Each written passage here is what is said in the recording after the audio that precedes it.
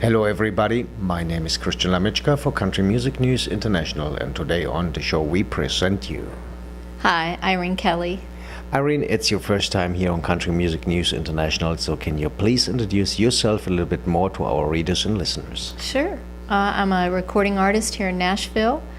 I've lived in Nashville for about 35 years, Christian, and getting ready to release my second record with Mountain Fever Records. It's a bluegrass record, 11 songs that I co-wrote, all the songs.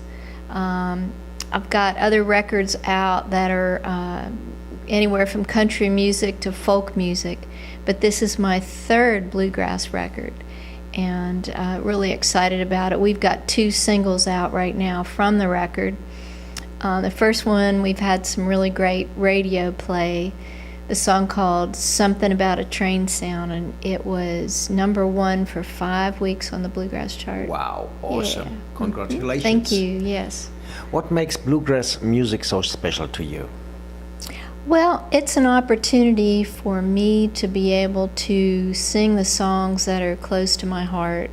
I can sing about home and time gone by, and that there's a place for that in bluegrass music. And also the traditional sounds of country music are still welcome in bluegrass, because country music has changed a lot since I've been writing music and recording it. Started out on MCA Records, Nashville in 1989.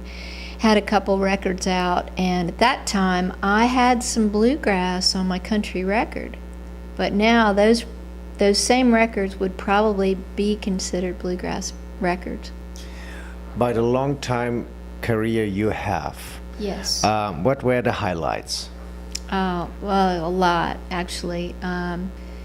Getting to tour Europe, France, and do a couple videos. One did really well in Australia.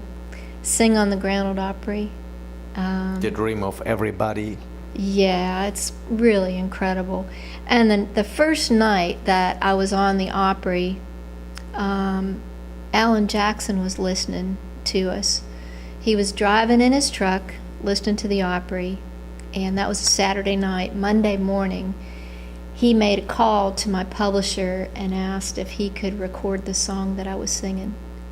And it's a song called I'm a Little Bluer Than That. And he recorded that, put it on his Drive album, and then asked me to come sing harmony on that. That was a great thrill for me. Awesome, awesome. Yep.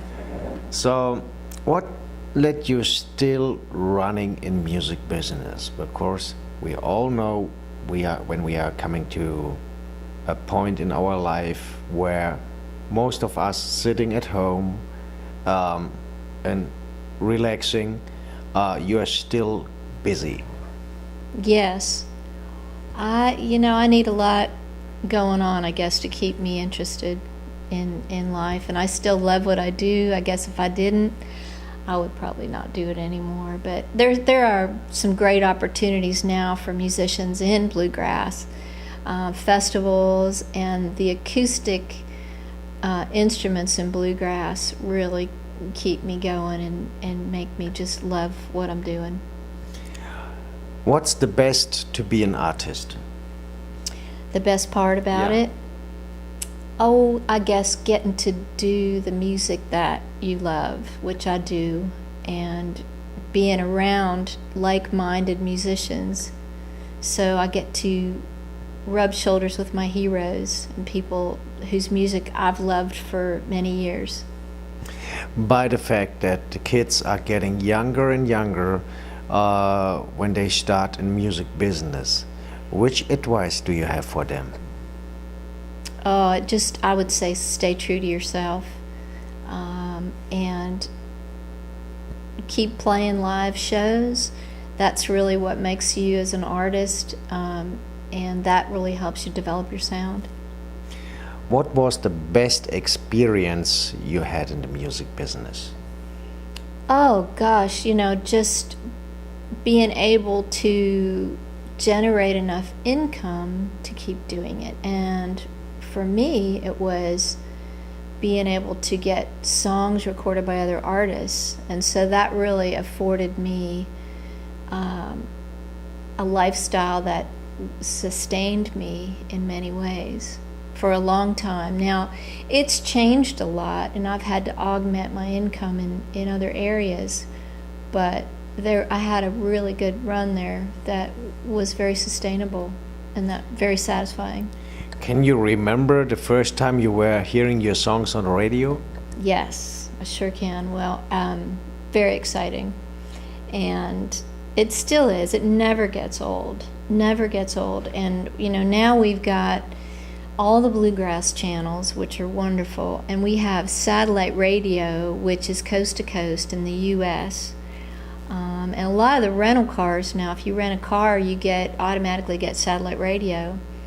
And so that is a format that's really allowing a lot of folks to be exposed to bluegrass music that were not before, which is really great. When an artist which have nothing to do with country or bluegrass music will come to you asking if you like to sing a duet with him, which kind of genre of music you will be appreciated for or prefer? You mean when they're in another genre Yes. besides what I'm in? Boy, that's a good question. I never thought, well, oh gosh, I have to think, but I think something popped into my head. Opera. Wow, why?